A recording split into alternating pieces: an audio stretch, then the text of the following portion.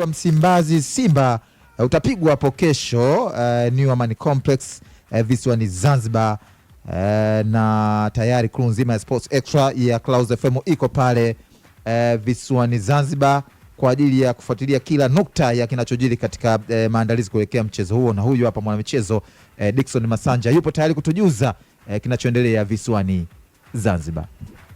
Bwana, centralized David Kampista, Zanzibar ni shwari kabisa, atakaye na aje.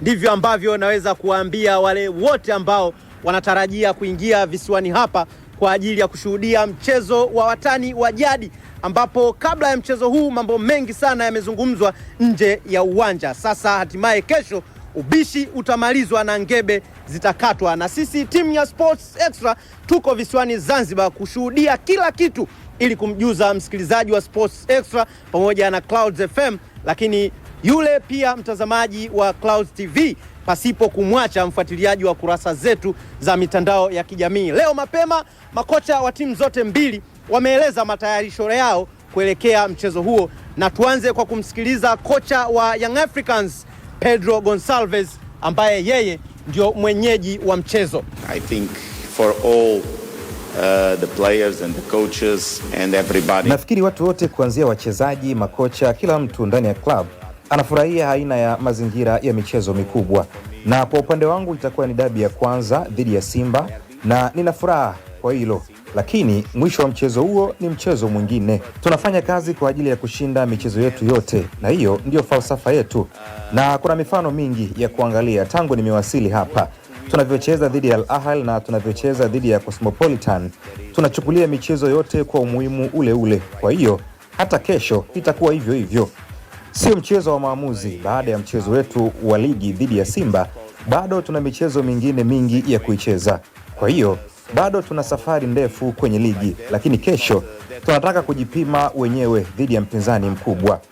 Tunaamini katika mchakato kuwa tunaweza tukavuka hiyo changamoto na kuongeza tofauti ya alama dhidi ya mpinzani wetu kupitia mchezo wa kesho. Open a gap for 8 points for our opponents for tomorrow. Kocha wa Simba Steve Barker anaweka wazi mipango yake kuelekea mchezo wa kesho, ambapo kwa mara ya kwanza atakuwa akikabiliana na Young Africans. I think if one looks at our previous results, we are starting to show signs. Nafikiri kama mtu ataangalia matokeo yetu yaliyopita, atagundua kwamba tumeshaanza kutengeneza utambulisho wa namna tunavyocheza, na tumeshaanza kuonesha ni timu ngumu kucheza nayo na ngumu pia kuifunga. Nafikiri kwenye mchezo wetu wa katikati ya wiki tulitengeneza nafasi za kutosha kwa ajili ya kushinda mchezo, lakini tunasikitika tukupata alama zote, lakini tayari kila kitu kimepita na hatuwezi kubadili matokeo. Tunachoweza kufanya ni kujipanga kwa yajayo, hususan kwa ajili ya mchezo wa kesho. Ukitazama msimamo wa ligi baada ya mchezo wa kesho, tofauti inaweza kuwa ni alama 2 au inaweza kuwa ni alama 5 au hata 8. Kwa hiyo ili kufikia malengo yetu ni muhimu kupunguza tofauti ya alama iliyopo. Kwa hiyo tuna motisha ya kutosha ya kushinda mchezo wa kesho bila kujali matokeo yaliyopita wala msimamo wa ligi, lakini ni kwa ajili ya mashabiki wetu na sisi wenyewe. Kwa hiyo hamasa ipo juu. Sina haja ya kuhamasisha sana wachezaji, kila mmoja anafahamu kila kitu kuhusu mchezo wa kesho. Kwa hiyo tukipata nafasi ni muhimu kuitumia In the match and making. Kampista, nipo na Amri Kiemba ambaye amewahi kucheza kwenye hizi timu zote, na yeye ana utazamaji ya mchezo huu ukizingatia makocha wote wa timu hizi ni wageni. Itaongeza ladha. Matarajio yangu ni kwamba ladha itaongezeka. Kwa nini? Kwa sababu ya tabia za walimu, yaani bado hawana zile tabia za kwetu za dabi.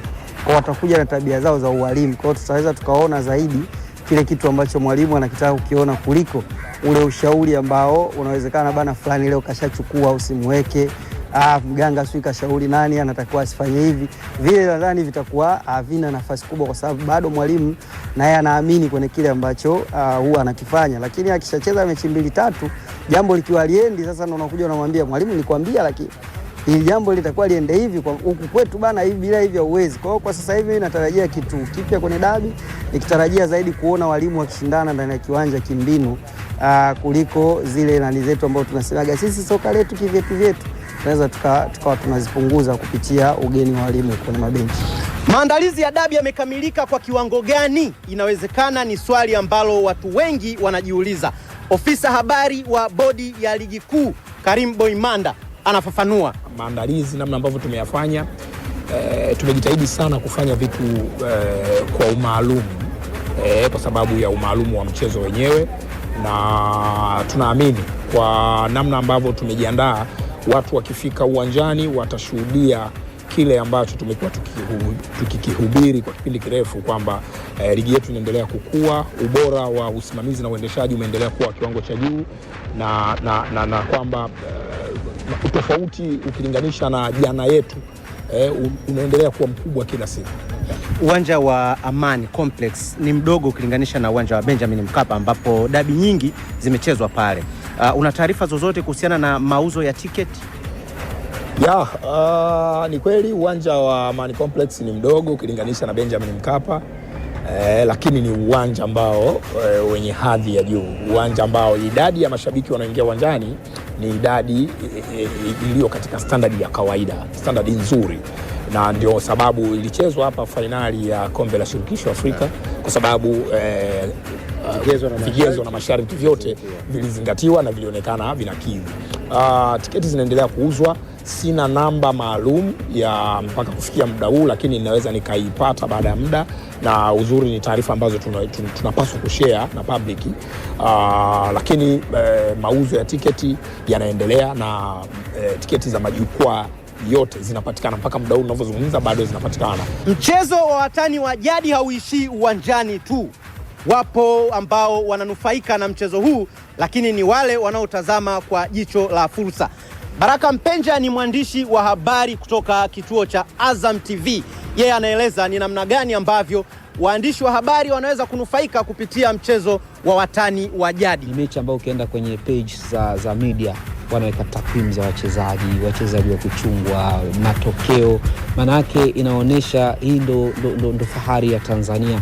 Kwa hiyo unapokuwa mwandishi wa habari, especially kijana, unatuma na ofisi yako kwamba nenda karipoti Yanga na Simba, ambayo ndio biashara ya media, maana yake unaaminika kwa kiwango kikubwa. Kwa hiyo inakuwa ni fahari, na kwenye CV yako unaweka kabisa kwamba nimewahi kuripoti mechi ya dabi ya Kariakoo, Yanga na Simba au Simba na Yanga, na hii inakupa credit. Ndio mahala ambapo ukifanya vizuri, ukifanya ripoti nzuri, yule jamaa anajua sana. Ni sehemu pia ya kutengeneza kufahamika kwako, kwa sababu hapo ndo kila mtu anasimama, kila mtu anataka kufuatilia nini kimejiri kutoka Zanzibar. Kwa ukiwa bora na ukafanya vizuri, maana yake na kutangaza wewe binafsi kwenye kazi yako, na kutangaza taasisi yako. Kwa mimi nikipata nafasi kama hii, kwangu ni fahari na najivunia sana kwa kweli.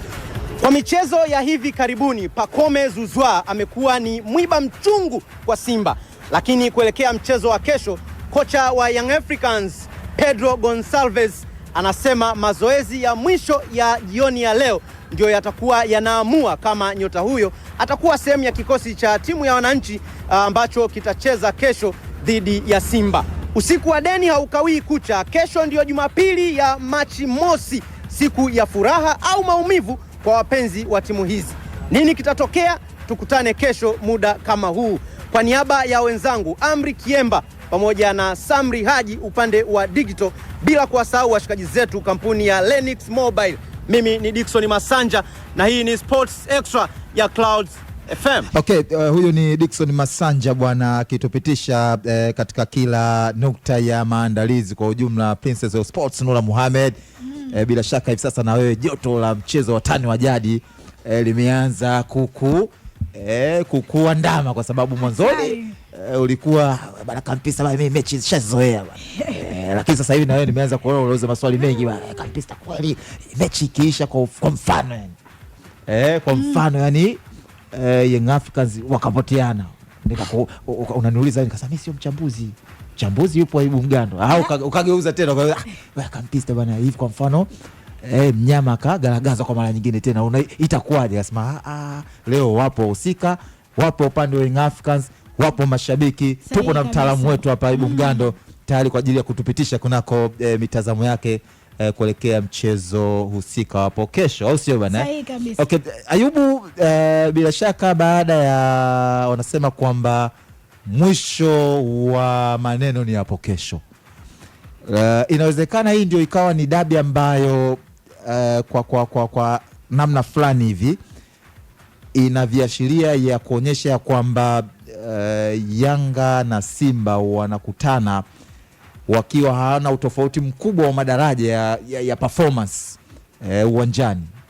Yani kwamba ukitazama namna ambavyo kikosi cha Simba Sports kilivyo perform kwenye michezo yake kadhaa iliyopita ligi kuu, hususan hata kwenye ligi ya mabingwa baada ya ujio wa kocha Steve Barker, lakini pia ukitazama Young Africans ambayo yenyewe haijapoteza mchezo tangu kuanza kwa msimu huu. Ukitazama kwa dabi 6 zilizopita, huenda hii ikawa ni dabi ambayo ina taswira tofauti. Yani ubashiri umekuwa ni mgumu sana kuelekea mechi nani ambaye anaonekana anaenda akiwa ana uhakika mkubwa kupata matokeo mazuri. Au itakuwa ni mawazo yangu mimi kampista. Hii mechi inaweza ikawa na taswira ya ushindani ndani ya uwanja. Ushindani utakuwa mkubwa kwa sababu ya namna ambavyo Simba wameweza kufanya marekebisho ama maboresho kwenye kikosi chao katika dirisha la mwezi Januari, na wameingiza wachezaji ambao moja kwa moja wameingia kwenye timu na wanafanya vizuri. Kusubiri kwamba kupepewa kwamba tuwape muda sijui nini na nini. No. Libasegeye tumeona impact ambayo ameweka Simba. Anise Toura tumeona, Inos Luemba kwenye midfield tumeona, yani wameleta impact ya moja kwa moja, lakini still wanacheza na timu ambayo ni mabingwa. They know how to win. Yanga wanafahamu namna ya kushinda hii michezo. Yanga usishangae kesho wakaingia kama second team, wakaingia kama timu ya pili uwanjani.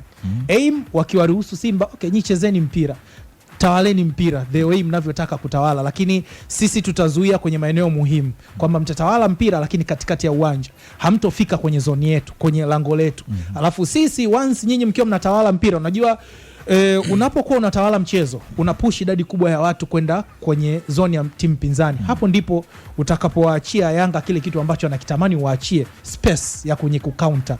Na Yanga once wakiwa cheza kwenye counter attack wanakuwa na hatari kubwa sana. Kwa hiyo ndo taswira ya timu bingwa. They know how to win. Sio lazima tupishane ili niweze kukufunga. Kuna muda nitakupa benefit of a doubt kwamba okay, umefanya sajili ambazo ni nzuri. Kuna namna ambayo nikipishana na wewe unaweza ukaleta madhara kwangu, basi mimi nitakuacha wewe ucheze mpira, alafu nitakuwa na pale unapokuwa umejisahau kwenye moments. Unajua unapotawala mpira especially kwenye mechi kubwa, unajisahau kwamba huyu nishamudu, ni bado tu kumfunga, kumbe ule ni mtego. Yes, ule ni mtego ambao mwalimu anakuruhusu njoo tawala mchezo. Ukiswitch off any mistake wanakuadhibu, na ukishafungwa wanasema goals changes games, ama goals changes dynamics of a play. Kwamba once ukisharuhusu goli moja, ina maana utoke kwenye mipango yako ukatafute goli. Na the more unavyotafuta goli, ina maana utaendelea kufanya makosa ya kuipush team mbele. Ile space ambayo Yanga wanakuwa na tamani kuipata, wanakuwa wanaiona na wanaweza kuitumia. Lakini Simba wana wachezaji wengi ambao this time around ni ball carriers. Unajua moja kati ya changamoto ya Simba misimu iliyopita ama mwanzoni mwa ligi hii ambayo msimu huu umeanza, walikuwa hawana ball carriers mpaka wamemrudisha Chama. Lakini sasa hivi kwenye flanks, nazungumzia kushoto na kulia, wana au ball carriers ambao they are deadly, yani wana hatari sana kwenye 1v1. Na once unapokuwa na mawinga ambao wana hatari 1v1, ina maana kukutengenezea nafasi kuanzia pembeni ni kitu cha kawaida. Lakini kwenye midfield wana wachezaji ambao pia they are very good yani technical, wako vizuri sana kiufundi. Namzungumzia Chama na Inos Luemba ambao wanaweza kuiconnect team vizuri kutoka kwenye defense transition wise kwenda kwenye kuattack. Kwa hiyo moja ambayo changamoto ambayo Yanga wakisema okay, sisi tutakabia chini, tutaruhusu Simba wacheze mpira lakini sisi tutafanya low block. Simba na wachezaji ambao wanaweza wakapenetrate, wanaweza kulazimisha mambo yaweze kutokea. Sasa itakuja pale juu, Simba nafasi ambazo wanaweza kuzitengeneza, can they make the use of it? Kwa sababu moja kati ya changamoto ya Simba ambayo imepelekea kufungwa michezo mingi mfululizo, Simba alikuwa wako dominant, Simba alikuwa anatengeneza nafasi lakini walikuwa hazitumii nafasi. Mfano mzuri, derbies mbili za msimu uliopita zote Simba alitengeneza nafasi nyingi sana, hawakuweza kuzitumia. Yanga walitumia nafasi chache ambazo walizotengeneza wakashinda mchezo. Kwa hiyo unaweza ukadominate mchezo, unaweza ukatengeneza nafasi nyingi lakini usiweze kuzitumia, na mpinzani wako akatengeneza nafasi chache akazitumia, mechi ikawa imeisha. Kwa hiyo na mwalimu Pedro sio yani sio kocha mwenye aibu kukubali kwamba ninaweza nikacheza kama second team. Hiyo ni moja kati ya silaha yake kubwa. Tumeona game zote ambazo Yanga wanashinda against wapinzani wakubwa, Yanga walikubali kuwa second team. Kuna muda walishambulia, alafu kipindi cha pili wanasema okay, sisi tumeshapata tunachokitaka, sisi tutakuja tutajilinda. Kwa hiyo kuna hizo approach mbili, uwezo ukajua unakutana na Yanga ipi.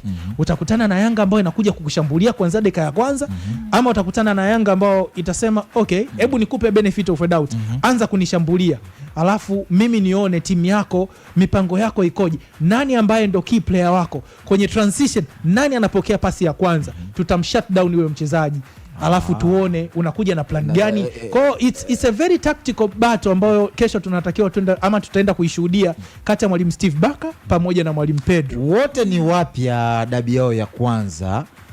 Kuna namna yoyote ambayo unajua washaanza kuiona pressure iliyopo nje ya uwanja ambao tunaona kutoka kwa mashabiki, lakini pia kutoka kwa viongozi unajua, lakini pia mitandao inazungumza zaidi juu ya huu mchezo.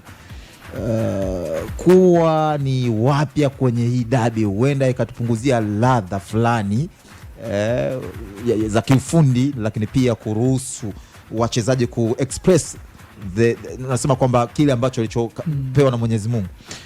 Yes, na makocha pia wanapewa taarifa kwamba Tanzania ukitaka ufukuzwe basi ukifungwa dhidi ya Yanga ama ukifungwa dhidi ya Simba.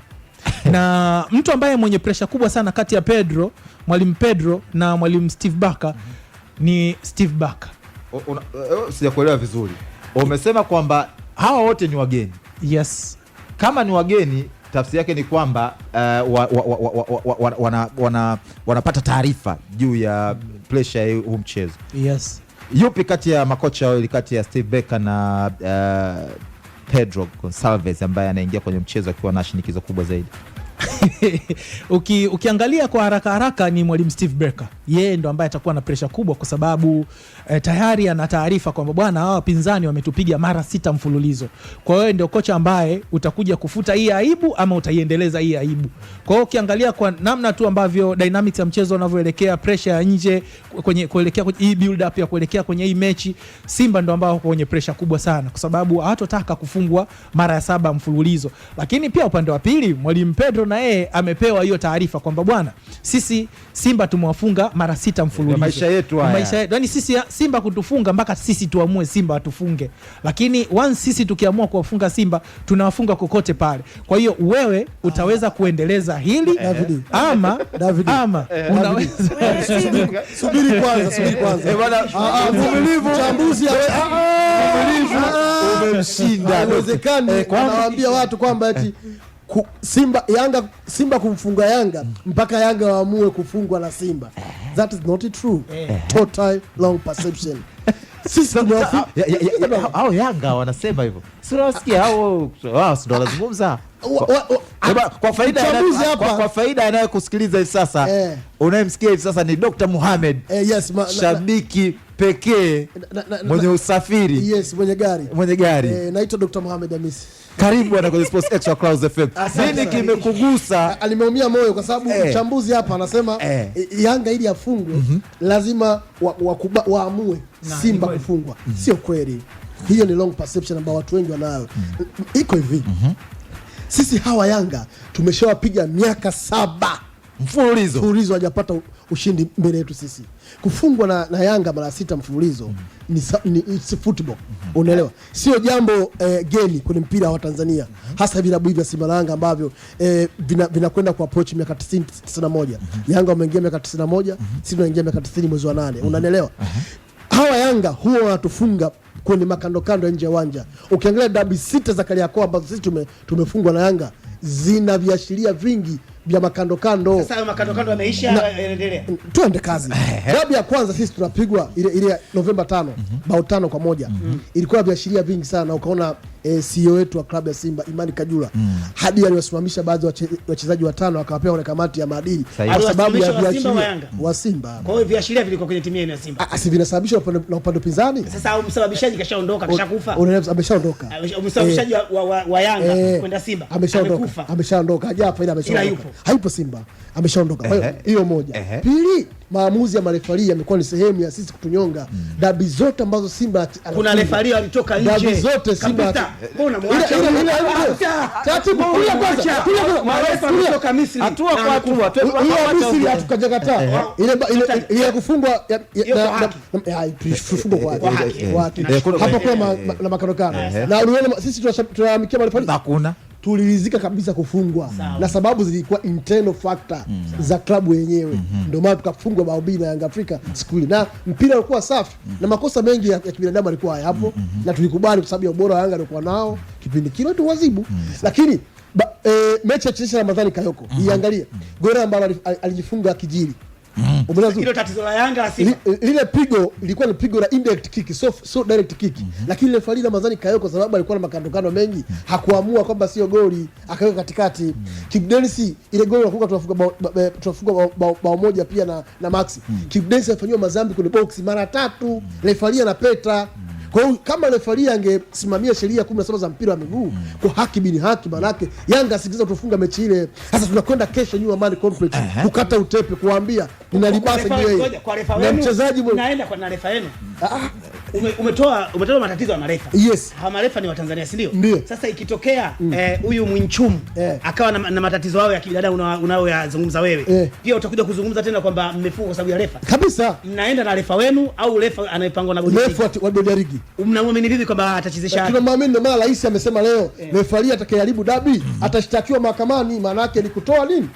Tunasema red alert kuelekea mchezo huo, kwamba kama ni makando yako binafsi. Mechi iliyokwisha kwa faida ya msikilizaji kwanza.